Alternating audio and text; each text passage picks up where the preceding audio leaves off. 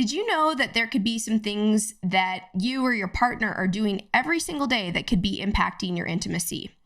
If you or someone you care about is suffering from ED, then stick around. You do not want to miss today's conversation. Welcome to C60 Health Connections, where we meet with leading experts in the health and wellness space. Today, we are going to meet with Dr. Sabrina Solt. She is a naturopathic doctor located in Scottsdale, Arizona. She's been practicing regenerative and anti-aging medicine since 2013. She is known for crafting comprehensive and custom-tailored treatment plans for her patients, which include things like diet and lifestyle changes, nutritional supplements, bioidentical hormones, peptide therapies, and regenerative injections. She frequently works with men suffering with erectile dysfunction and focuses on true solutions to heal the underlying core issue. In addition to her clinical practice, Dr. Solt is also the co-owner of Integrative Regen Group, a company focused on providing quality education for providers who wish to learn more about how to optimize regenerative medicine outcomes by incorporating holistic and integrative therapies. My name is Jessica McNaughton, and I'm the Chief Operating Officer at C60 Purple Power. I am a business executive with years of experience in corporate America, and for more than 20 years, I've been exploring various modalities in health, wellness, and spirituality. Now, before we get started, any statements or products or remedies discussed today have not been evaluated by the Food and Drug Administration. Any topics discussed today are not intended to diagnose, treat, cure, prevent, or mitigate any disease. So with that, we'll get started. Sabrina, so great to see you today. Thank you so much for joining us. Thank you so much for having me. I'm really excited to have this discussion with you. Yeah, this is a really a spicy topic. It's something that is really important to men and women, and there's oftentimes a lot of shame associated with it. So we just want to break right through that and cut right to the chase, and let's dive right in here so we can start helping men and their partners understand more about what's possible in terms of recovering and reclaiming erectile function. So first of all, how did you get started on this path? And tell us a little bit about why this is such an important area of your practice. Well, simply speaking, I saw a lot of women in my practice. A lot of women would come to me with their hormone issues. And at the end of the conversation, they would always say something like, "Can you help my husband? My husband has this going on." And so eventually it was really interesting. Usually within about 3 months of seeing a woman, her husband would come in. So I started getting a ton of men coming into my practice who needed help with various issues. And so many of them had some degree of erectile dysfunction that they just weren't discussing with anyone. And it, really kind of brought to my attention that these women were telling their men to come in because they were picking up on this and they wanted him to get help. And then eventually, with the amount of trust that we started to build with each other, they would start to open up to me about these issues. And most of the time, in the absence of something like, very deliberate trauma or something else that could have happened, erectile dysfunction actually is a symptom of something greater happening in the body. So with that being said, we would start to address a lot of these underlying things that were driving the erectile dysfunction and eventually start to actually heal the situation. Because normally, if a gentleman's going to his regular doctor for this, they're going to give him a little blue pill. They might tell him, try a pump or something. But these are all things that are just working at the symptom level and not actually correcting what caused it in the first place. So that's really what I start to work with guys on when they're coming in.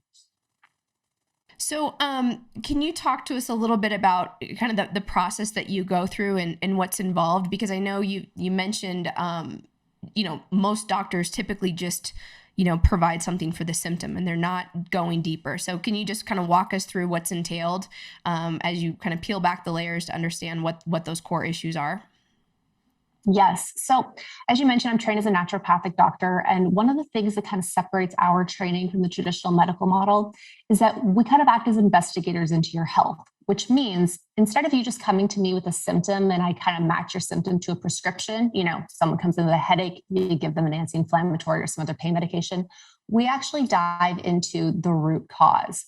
So something like erectile dysfunction, we know that for a healthy erection, we've actually got three main ingredients. And those ingredients are adequate hormone conduction, adequate nerve conduction, and adequate blood flow.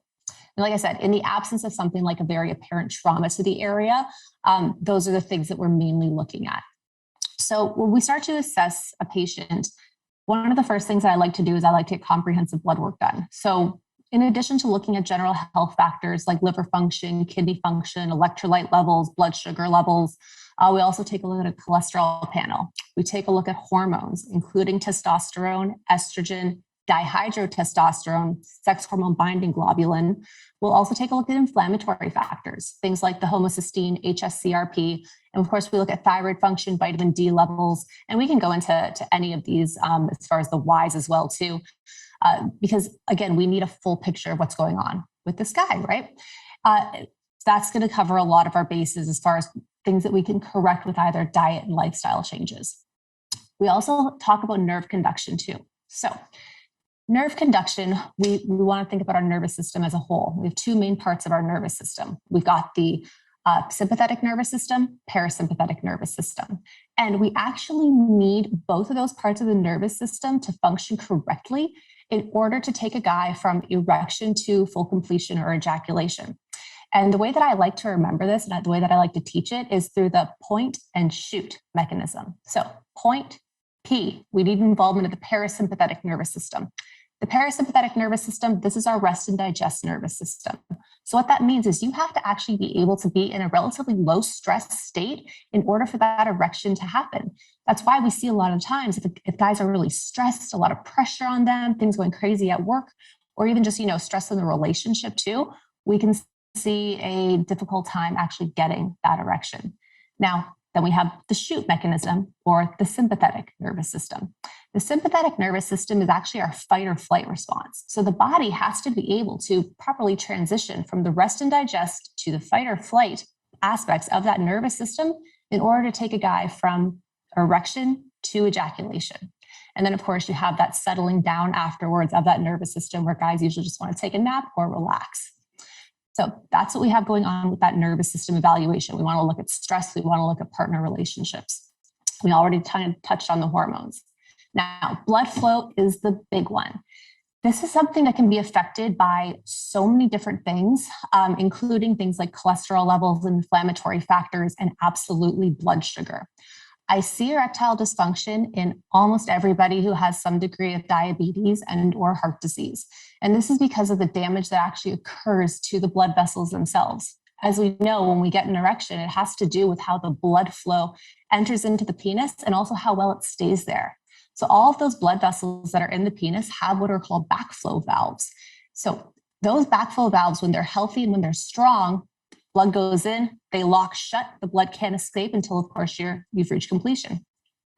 When we lose integrity in those blood vessels because of things like damage by blood sugar, for example, you get some weakness. You get a weakening overall of those valves. You will lose the blood in the backflow, and you actually won't be able to maintain that erection. So that's kind of the long-winded explanation of all the things that I like to dive into. Wow, that's really fascinating. There's a lot to unpack there. So I just want to recap, make sure that I understand it. So you're really looking at the hormones, nerve function, and blood flow as kind of the primary mechanisms in terms of what you're first uncovering to just determine whether or not the individual is healthy in those areas, correct? That is correct. Okay. Yes. So help us understand a little bit about how different environmental factors may be contributing to ED. Such a good question, because there are things that people do on a daily basis that can actually negatively impact one of those three ingredients that I discussed. So whether it's the blood flow, the nerve conduction, or the hormones. So one example that I love talking about that really surprises a lot of people is actually mouthwash. Mouthwash? So this mouthwash, believe it or not, mouthwash in older gentlemen is actually one of the things that can take away your ability to have an erection. And the reason this is because the antiseptic aspect of the mouthwash means that it kills bacteria. However, We know that from recent advances in the field of microbiome health, which is basically the health of all of the good bacteria that do live within our bodies and how they can be beneficial to us, that antiseptic mouthwash can kill off the beneficial bacteria that exist in our mouth that are responsible for producing something called nitric oxide. Nitric oxide is something that helps with blood vessel health and the ability for blood vessels to have good blood flow overall. So that happens throughout the body, including the penis. So we want to make sure that we're eliminating mouthwash if that is something that someone is dealing with, because we're at least going to help get those healthy bacteria back in a good population to be able to generate that nitric oxide so we can hopefully get an erection. That is so fascinating. I don't think most people know that. So thank you for sharing that with us. What about technology? People wearing, wireless earbuds or cell phones in pockets, or, in your, whether it's in your, your stretch pants or your workout pants, or carrying your cell phone on your body. Does EMFs do EMFs impact the ability for a man to have an erection? Yes, unfortunately they do. And actually EMFs do a couple of really interesting things. So the information and the research that we have on EMFs, there is some really good stuff out there, and there's some stuff that is kind of not ideal. But when we're talking about the actual impact of something like those electromagnetic fields, one of the things that they influence are something called your calcium channels. So calcium channels can open and close, and they basically can direct energy flow throughout the body. So this is going to more impact things like nerve conduction. And when people have overactive calcium channels, they can have a lot of tension and stuff that are occurring. Whereas the opposing mechanism to that would be magnesium, and magnesium can be a lot more calming and relaxing. But in addition to that, the actual EMFs can really negatively impact sperm production in the testicles as well, too. So that's a big thing that we need to pay attention to, especially if a guy is actually dealing with infertility. One of the biggest things that I start with this questioning is, well, where do you keep your cell phone all day? Do you keep it in a pocket? Do you keep it right next to you? So making sure that at least gets removed, or if you're putting it on airplane mode, if you're going to keep it on your body, is going to be beneficial as well, too. I was in a presentation one time, and they were talking about EMFs and how they impact people. And they actually had a scan done of a person's leg and showed a decrease in the mineral levels in the bone, in the femur, on the side where the person carried the cell phone. It was pretty dramatic, but they were able to actually get that back once they removed that as a problem. Wow, that's fascinating. The body is so amazing. What kind of recommendation? I know you just said if you're gonna keep it on your body, put it on airplane mode. Do you have any other recommendations for because a lot of people have shifted away from having a landline and they're just using their cell phone, and now with like work from home situations, their work phone may be their cell phone. Do you have any good recommendations for outside of the fact of turning on airplane mode, how you might use it or store it, or where you could carry it that would be safer than keeping it on your body? So it depends, honestly. If you have the ability to keep it, anywhere from 6 to 10 feet away from your body, great. But I know a lot of us don't. I mean, most of us even sleep with it in our bed.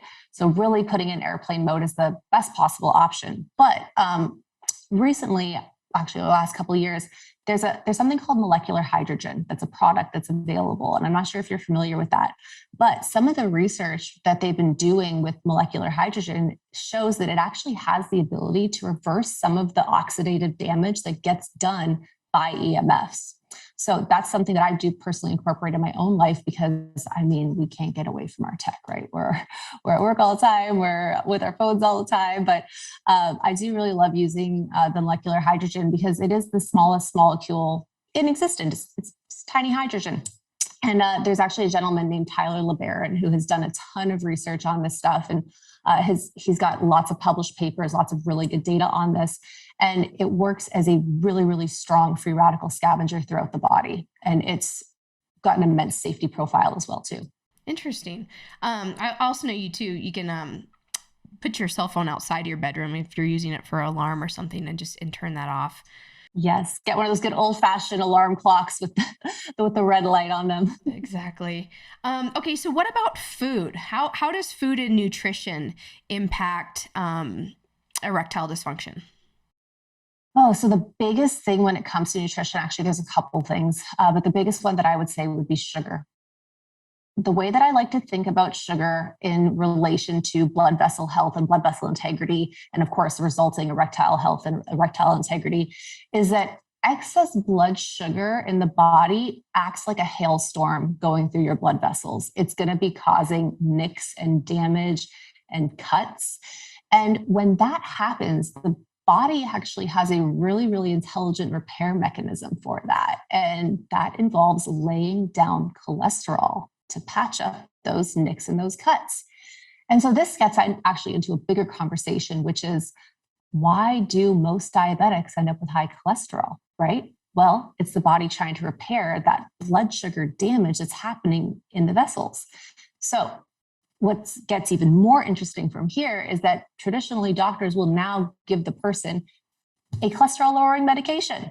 Well, now we're taking away what the body is trying to do when it comes to healing and repairing, when really what we should be looking at root cause wise is getting that sugar out of the diet. Then we'll reduce the cholesterol levels naturally because the cholesterol won't be needed to go and heal and repair those blood vessels. The way that I like to think about cholesterol in this instance is like a fire truck, right? Just because you see a fire truck at a fire, at every single fire, doesn't mean that the fire truck started the fire. It's there to help. But if you didn't know any better, you think, oh, there's always a fire. There's always a fire truck. It must be the fire truck causing the fire. In this situation, that's not the case at all. Wow. So what specifically is it, would you recommend men cut out all sugar, or are there certain, things that you need to be looking out for that have hidden sugars in them that are easier to eliminate than others?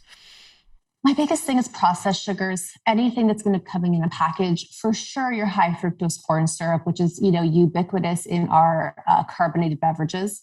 So, you have that guy who's stopping at the gas station on his way to work, picking up that, Coca-Cola or whatever else, and, drinking 32, 64 ounces of that throughout the day. I mean, you're setting yourself up for failure at best with something like that. So soft drinks are one of the biggest culprits actually in, as far as the modern diet goes. But then packaged foods, absolutely packaged foods are a big thing. There's hidden sugar in almost everything. Did you know that if you go to the grocery store and you even look at things like pasta sauce or salad dressings, you're going to find hidden sugar? Our ancestors wouldn't know what to do with something like that. We simply did not evolve to be able to handle that much extra sugar in our diet without having these negative things happen to us. What about alcohol? How does alcohol impact ED? Oh, this is always a tough conversation with people because people love their alcohol. And it is unfortunately something that really can impact ED simply because alcohol is only inflammatory and alcohol is actually usually a sugar metabolism byproduct, right? So when you're making something like alcohol, you're using some sort of fermentation process, and fermentation processes involve sugar. Simple.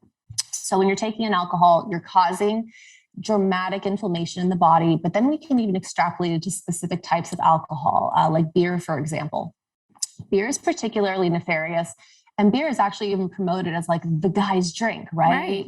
Every guy is going out grabbing a beer with his buddies, and unfortunately, that could be further from the truth. The ingredients in beer are actually known to do things like increase estrogen in the body. So how can we call that a manly drink when it's actually reducing your testosterone levels and increasing your estrogen levels, in addition to actually putting on belly fat? So you can get belly fat. Masculine drink. Yeah, men can get belly fat. Does it also contribute to man boobs? It absolutely does, because it's going to increase that estrogen level. Okay, that's just really interesting, and to your point, because beer is promoted as a man's drink. So the whole concept of a guy going out for something like pizza and beer with the guys could not be more detrimental to his health, right? You're going to get, the inflammatory aspects of the alcohol. You're going to get the inflammatory aspects of eating the stuff that's made in that pizza, like we said, the sauce could even contain extra sugar, right?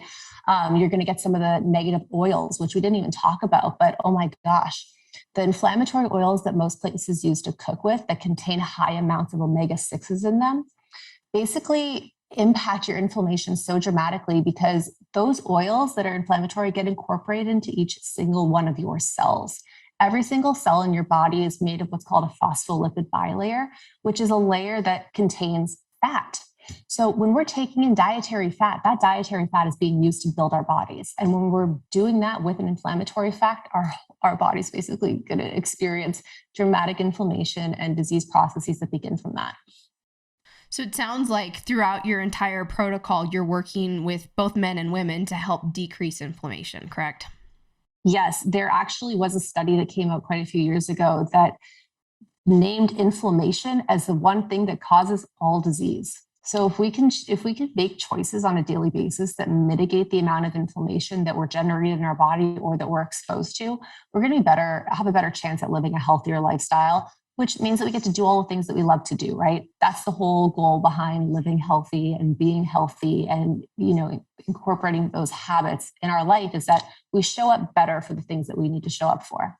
I'm glad you brought up healthy lifestyle choices, and I'm really glad that you promote those. How can exercise, I'm curious, support the recovery process or support men with their libido and with their erectile function? Oh, I love prescribing exercise. Like if there was one thing that I could prescribe to literally everybody in the world, it would be weight training about 3 times a week at least. Okay. That would be my blanket statement. Everybody can benefit from resistance training. Men for sure. So one thing that people might not know is that bang for your buck, squats are going to be the best exercise you can do. Not only are they going to build the largest amount of muscle tissue possible on your body, they're going to increase mobility, but squats are actually the best exercise for naturally increasing testosterone levels.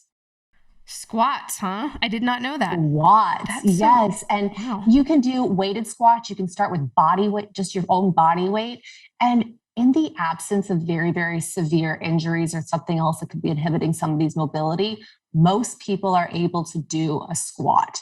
And if you don't have any mobility issues and you can't do a squat, this is your time to start and try so actually another thing too is that your glute health and your glute strength is actually an indicator of longevity and overall health too. So we got to get that lower body moving. That's so fascinating. So what is it specifically about squats that support erectile function? So it's going to get the most amount of blood moving in the body. So the glutes are actually the largest muscle in the body. So when we're activating the glutes, activating the quads, activating the hamstrings, as well as stabilizing your upper body, for the duration of that exercise, you couldn't possibly have any more engagement going. So increasing that blood flow. And again, it's going to be because the blood flow is increasing and you're getting the muscle breakdown, that's going to trigger more of that hormone production to aid in the healing and repairing so that you build back stronger muscles. Wow. All right. I want to shift topics a little bit or shift the subject a little bit because we've covered some environmental factors, some nutrition, exercise. We've touched on technology a little bit, but I'm just curious. This is my own personal belief. We've got a real issue with porn, and I'm just wondering, from your perspective, if porn is supportive or harmful to people, trying to work through an erectile dysfunction issue. This is such an important conversation, and there can be a lot to unpack here because porn, it can be something that is, I want to use the word innocent, but it can be something that doesn't impact an individual on one end of the spectrum, but it could be a complete and utter addiction on the other end. And people are going to fall somewhere on the spectrum. So I don't like to paint it with a completely wide brush, but I do know that watching porn, consuming porn, and utilizing something like that on a regular basis can negatively impact things for a few reasons. One, it can desensitize what your expectations are sexually for normal interactions with you and your partner. And with that, it might be a little bit more difficult for guys to become aroused because they might be used to more stimulatory things beyond just the person that's in front of them. So that's one of the problems there. Two, if a guy is spending a lot of time consuming porn and self-pleasuring, he could be, again, more so desensitizing himself to those real life encounters that he could be pursuing as well too. And there are some people that will talk about even things like the unrealistic expectations that porn does set out for even both sexes, right? This isn't just men. There are women too who consume that as well. But knowing that it generally isn't representative of what happens in a normal interaction sexually for the average person, right? The average person doesn't usually have that picturesque, perfect body, those, six packs and super lean legs and all the stuff that they represent in those films. And we also don't want to visualize that and then take down our own self-esteem, right?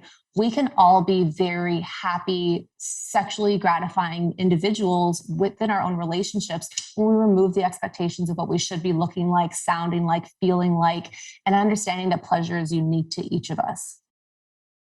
Yeah, I couldn't agree with you more. What about other environmental factors such as like molds or toxins or maybe things that are hidden in your home that you don't even know are affecting your health? Oh my gosh, mold is such a big topic. And I recently had a really negative experience with mold myself. We had tried to move into a house that we actually couldn't move into because we came to find out that it was so infested with mold. We had an inspection done. It revealed multiple species that were present that were going to be negatively impacting our health. And there are a lot of doctors that really specialize in this because it is that big of an issue. Like it is a subtopic that requires a sincere specialty. But when we're intaking those mold toxins into our bodies, we can be breathing them in the air and we don't really know that that's happening. But we like to categorize something like that as an obstacle to cure, meaning we can't actually get your body into a state that's conducive to healing if it's constantly being assaulted by something like mold. In addition to the fact that mold in and of itself is going to impact your testosterone levels for sure, it's also going to impact your mood. A lot of the people don't realize the brain fog and the cognitive dysfunction that can come with being exposed to mold. And anybody who's ever had that will tell you, like, they just feel dumb. They just feel like they have no motivation. They might even be depressed. And when you're in a mental state like that, it can be hard to want to make any other lifestyle changes that could even be conducive to your health because you just feel stuck. Yeah. If anybody out there is feeling this way, stuck, like you said, and you're dealing with a significant amount of brain fog, what would you recommend in terms of like your first choice for outreach? Like, should you get in touch with a naturopathic doctor or a functional medicine doctor as, the first thing to do? If it's mold, you for sure want to be looking for a specialist in mold illness and mold recovery. And there are quite a few out there. They're usually functional medicine or naturopathic doctors. And those are going to be usually the ones that you're going to want to see. There are a few, of course, MDs and DOs out there that'll do it as well. But your functional and your naturopathic doctors are going to be the ones who are most trained in that root cause mindset. So they can really help be that investigator into your health. Okay, great. What about gut health? How is gut health connected to erectile function or dysfunction? There are actually a ton of avenues that we can take with this. So let's see. Okay. One of the things that we could talk about is actually how various things can impact and destroy the gut.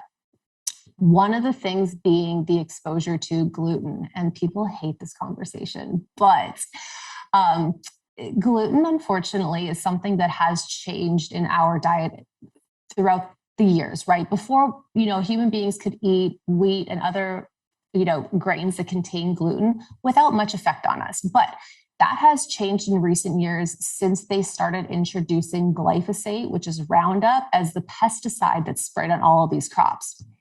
What this does to our gut is for a crude representation, is it pokes holes in it, right? Pokes holes in your gut. Pokes holes in our gut. It also allows the body to release a molecule called zonulin, which increases the hole poking in our gut. So why is this a bad thing? Well, when it comes to the gut and when it comes to digestion in general, there's various spots where things are broken down and digested. So our mouth, for example, is where digestion starts. We release enzymes in our saliva. We chew our food with our teeth. That starts to break it down. And some carbohydrate absorption happens in the mouth. We go down into the stomach. We have hydrochloric acid, starts breaking down some protein into those basic structures. And we get into the small intestine. Most of our digestion and absorption happens in the small intestine. And this is because the cells that make up the wall of the small intestine, they actually release various enzymes to break down various foods in there. Now, if we have a small intestine wall that has holes poked in it, how do we expect it to possibly break down food adequately, right? And there is an argument to be made for health is literally just how well you assimilate nutrients, right? How well can you absorb nutrients from your food, from your environment to make sure that you stay healthy? Well, when we have gluten in our diet, we're poking those holes, we're not absorbing nutrients. So you're getting a double whammy with that. When we're not absorbing nutrients, we don't get the building blocks that we need to be able to properly heal and repair our body or grow or change or just get those positive impacts that we should be getting from a nutritious diet. Counteract that with the fact that most people are eating some version of the standard American diet. So they might be eating fast food, or they might be eating a lot of processed stuff or convenience type foods, especially those populations that are in those food deserts as well too. So we really just want to be mindful of when we're talking about diet changes, we can talk about them in the sense of good, better, best, right? So a person that might be eating a standard American diet that's predominantly eating things like fast food or convenience food, a good change for that might be, okay, just shop at a grocery store or some sort of other aspect where you can be exposed to more whole foods. Better option would be, okay, maybe we start to leave a lot of the packaged stuff behind and we start to incorporate more whole foods and more cooking in our diet. Best, you could argue for things like a mostly organic diet or foods that are, beef that's grass-fed, chicken that's free-range, salmon that's wild-caught. But knowing that we could still make improvements from where a person's baseline is really just what we should be striving for with that initial aspect of gut health. Other aspect of gut health is just simply your microbiome.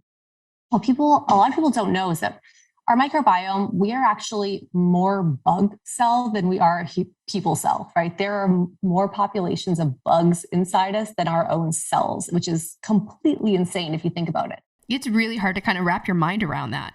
So hard. And it's so interesting because I have a 4-year-old and we try to teach her about health. And so the way that we've started trying to teach her about her microbiome and how food helps her is that we can do things that help our bugs or do things that hurt our bugs. And she referring it to her as her bugs versus her microbiome, she's like, okay, cool. I can feed my bugs good things, or I can do things that hurt my bugs. And it's the sweetest thing being able to see her learn this from a young age, because I certainly wasn't taught this. I had to go through my own health struggles and my own gut issues before I was really like, okay, something here needs to change. But with our microbiome, not only is it going to help with breaking down our food, because some of those bugs do eat things and some of them will actually even make vitamins for us, right? Our microbiome makes vitamin K for us, which is super important for our bones. Really, really cool stuff.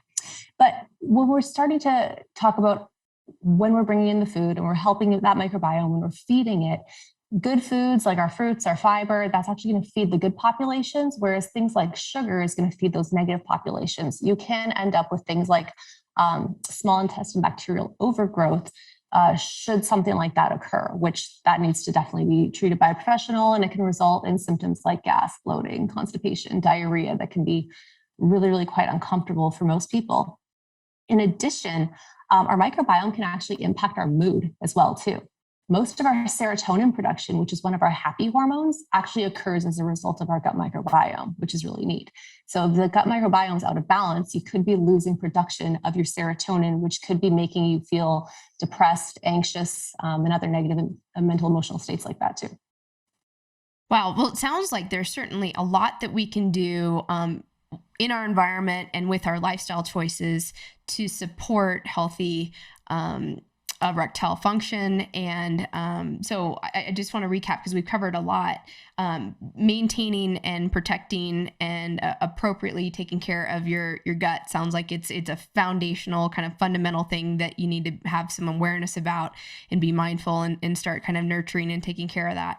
And then, everything from how you're utilizing your cell phone, where you're keeping it on your body, what kind of foods that you're eating. If you're doing the pizza and beer deal, you might want to look at that and think about some other healthy choices for food. Eliminate mouthwash, have an awareness about whether or not you have some exposure to mold. And start incorporating exercise. And you recommended at least 3 days a week of weight training if you're not already on that, on a regular exercise program, that can be really supportive to men with erectile dysfunction issues, and also just for people in general. Absolutely. You nailed it. We really did cover a lot today. We absolutely did. I love this. So I know you have a lot more to share about this topic, and some stuff that's really kind of mind blowing, like with the mouthwash situation. Is there one more maybe like really surprising environmental toxin that men and women may be exposed to without even having any awareness that this particular thing could be contributing to ED? Is there one more little nugget of knowledge here that you'd like to share with us? Let's go there. Microplastics. Okay, what's a microplastic? Microplastic, exactly what it sounds. It's micro components of plastic that actually build up in our bodies. And like, you have some people that drink bottled water all day, every day. They're accumulating so many microplastics in their body because they get actually leached from those bottles into the water and they consume it. And these things stay in our tissues. They actually can't leave. There's really no way for the body to metabolize this. And this is a whole big issue. We could get into this for sure. But biggest recommendation for this then is try to avoid plastics as much as possible. Don't cook with them. Try not to microwave stuff in them, because that's actually going to make the leaching worse, right? You apply radiation to plastic, it's going to leach those microplastics for sure. So that's a discussion that I usually have a lot with people, is that if you are taking your lunch to work and you're microwaving it in that plastic, you are going to be consuming these microplastics. They're going to be tanking your hormone levels, because the biggest thing that plastic is, it's an endocrine disruptor, right? I think we remember, years ago, there was this whole up in arms about BPA and how it disrupts your endocrine system. That's still happening with other plastics, right? Just because BPA is gone doesn't mean that it has been safely replaced. These other things are just as nefarious, and we certainly need to be monitoring those. Okay, so if you are, like you said, microwaving your lunch in a plastic container, take it out, put it in a glass container. If you're buying frozen packaged foods, you should take them out of any plastic containers before you microwave them, if that's how you're going to eat them. Yes. Okay. Yes. If you can't get plastics completely out of your life, at least don't apply heat to them while your food is still in there. And this is, I live in Arizona, and this is why I almost never drink out of a plastic water bottle, because it gets so hot here in the summer, and those bottles get shipped in trucks that aren't temperature controlled. They get stored in warehouses that aren't temperature controlled. And you're basically just looking at this like microplastic soup that you're now consuming that is going to overall disrupt your endocrine system, tank your hormones, make you feel horrible with continued exposure over time. Yeah, you've definitely just added one more layer of things for us to think about, because people are like, hey, if they live in an area where the water isn't clean, and they might not have access to water filtration systems, whether one in their home or elsewhere, maybe in their place of work. A lot of people definitely kind of, even with an awareness about the environmental impact, a lot of people will readily grab a bottle of water. And when you're at a conference, or you're meeting with people, or you go into an appointment, wherever you're at, oftentimes, would you like a bottle of water? Sure, I'll take that. So it's definitely, you've given us a lot to think about today, in terms of just simple, easy lifestyle choices and, daily choices that we can make to help support our body. And we'll definitely have to have you come back and do a deep dive into microplastics, because we have just barely skimmed the surface on that topic. And I don't want any of this to sound fatalistic to the average person, because the truth is that even micro changes can produce positive results in our bodies. And again, if the person listening to this is likely someone that's interested in health and wellness, this should hopefully sound empowering to them and not like, oh my gosh, there's another thing that's out here that's trying to kill me, right? Because technically we're all, none of us are going to make it out alive, right? It's just about how we choose to live our lives while we're here, and where we're, wanting to place our energies for these decisions that we're making on a daily basis, and whether or not they're going to be supporting our health, supporting our future goals, supporting how we want to show up, or if they're not going to be. And that's what I'm trying to hopefully express to people. Yeah, no, I think you've got so many great solutions, and I love that you really start at, at the foundation, and focus on the lifestyle choices and changes people can make. And it might take a little bit of time, but you can do one change at a time. You don't have to do everything in 1 week. So there's a lot of good news there. Exactly, you got it. So, all right, I know that you've got some interesting programs coming up, and we will include all of the links for ways that people can get in touch with you in our show notes. But do you want to just talk to us a little bit about how someone can, if they happen to be in Scottsdale, how they could work with you? And if they're not in Scottsdale, do you have any special programs or offers that you want to talk about for people to learn more about what might be killing their boner? Yes. So I actually do have a guide that I'm going to give you that download link for. And it is just a list of the top 10 boner killers that might be hiding in your home and kind of what to do about them. So definitely grab that download. And it should hopefully be, again, empowering to you, and maybe a little bit funny as well. So as far as if you wanted to work with me in person, I am located in Scottsdale, Arizona. I do have patients that have flown in from all over the US. And the best website for that is www.stemcelltherapypro.com. And that'll give you various ways to get in touch with us, whether by phone, email, text. All of those are fine ways to contact the office. I'm on Instagram as at Dr. Solt, DRSOLT. And I think that the next thing that I'm going to be working on creating is I'm actually going to be trying to distill down a lot of these big changes that guys can make to heal their health into an online program that they can take to really just get that erectile function back. So stay tuned for that. I'm hoping to have that launched within the next month or two. Thank you so much for joining us today. This has been just such a fascinating conversation. I so appreciate the work that you're doing, and a lot of people just don't know this information. So thank you for continuing to educate us all on different choices that we can make to support increasing intimacy in our relationships. Absolutely, it was my pleasure. I hope your listeners really enjoyed it, and if you'd love to have me back, I would love to come back. We will definitely do that. Thank you so much. Have a great day. You too. Thanks.